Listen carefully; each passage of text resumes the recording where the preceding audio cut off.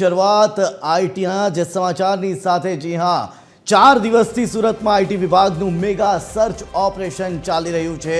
ત્યારે આ સર્ચ ઓપરેશનમાં હવે કેટલીક મહત્વની વાતો સામે આવી રહી છે 4 દિવસ સુધી આખરે આ સર્ચ ઓપરેશન કેમ ચાલ્યું એના કારણો પણ હવે ધીરે ધીરે બહાર આવી રહ્યા છે આ સર્ચ ઓપરેશન 4 દિવસ સુધી ચાલ્યું કારણ કે બિલ્ડરોએ જમીનના અસલી દસ્તાવેજો છુપાવ્યા હતા આઈટી વિભાગની કસરતમાં દસ્તાવેજો શોધવામાં વધારે સમય લાગ્યો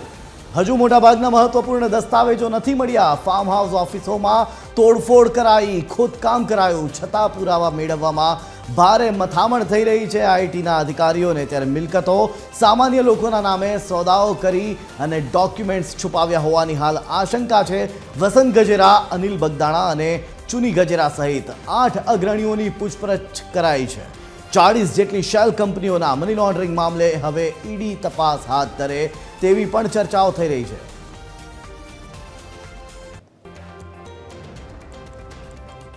આજ મામલે વિસ્તારથી વાત કરવા માટે સંવાદદાતા દિવ્યેશ જોડાઈ ચૂક્યા છે ફોન લાઈન પર દિવ્યેશ ખૂબ જ મહત્વનું કહી શકાય કે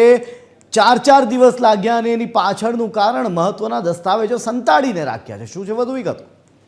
બિલકુલ જે પ્રકારે સુરતમાં આઈટીનું મેગા સર્ચ ચાલી રહ્યું છે અને ખાસ કરીને લક્ષ્મી ડાયમંડ મહાકાલ ગ્રુપ અને યુનિવર્સલ ગ્રુપના બિલ્ડરોને ત્યાં જમીનના જે દસ્તાવેજો છે તેમની આશંકાએ રેડ કરવામાં આવી હતી અને મોટા પાયે જે પ્રકારે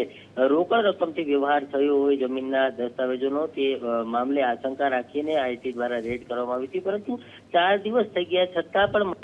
દસ્તાવેજો નથી મળ્યા ખાસ કરીને અધિકારીઓ જે છે તેમણે અલગ અલગ 30 થી વધારે જગ્યાઓ પર રેડ કરી હતી ને તેમાં ફાર્મ હાઉસ ઓફિસોમાં તોડફોડ પણ કરવામાં આવી છે ખોદકામ પણ કર્યું છે છતાં પણ મહત્વના જે પુરાવાઓ છે તે નથી મળ્યા ખાસ કરીને આશંકા એ પણ કરવામાં આવી રહી છે કે જેમના મિલકતો જે છે તે સામાન્ય લોકોના નામે લેવામાં આવી છે અને મિલકતોના સોદાઓ કરી અને ડોક્યુમેન્ટ છુપાવી દેવામાં આવ્યા છે તેને જ લઈને વસંત ગજેરા અનિલ બગદાણા અને સહિત જે ચુની ગજેરા સહિતના 8 જે અગ્રણીઓ છે તેમની સતત પૂછપરછ છે તે કરવામાં આવી રહી છે મહત્વની વાત એ છે કે જે પ્રકારે હવે આવકવેરા વિભાગની મર્યાદિત સફળતા મળી છે કારણ કે 8 કરોડ જેટલું જે બેનામી નાણું જે છે રકમ જે છે તે સામે આવી છે ત્યારે 40 કંપનીઓના મની લોન્ડરિંગ મામલે હવે ઈડી છે તે તપાસ હાથ ધરે તે પ્રકારની ચર્ચા પણ થઈ રહી છે ત્યારે જે પ્રકારે જૂના મકાનો અને ભાડાના ફ્લેટમાં કાળું નાણું અથવા તો કાગળો છુપાવ્યા હોવાની બાતમીના આધારે હવે અલગ અલગ દિશામાં તપાસ છે તે આઈટી દ્વારા કરવામાં આવી રહી છે દિવેશ આપે હાલ જ કહ્યું કે ઓફિસોમાં તોડફોડ અને ખોદકામ કરવામાં આવ્યું છે એટલે હવે તો ઓફિસોના હાલ બેહાલ થઈ ગયા હશે બિલકુલ કારણ કે જે પ્રકારે 4 દિવસ થયા છતાં મહત્વના દસ્તાવેજો મળ્યા નથી કારણ કે જે પ્રકારે આઈટીને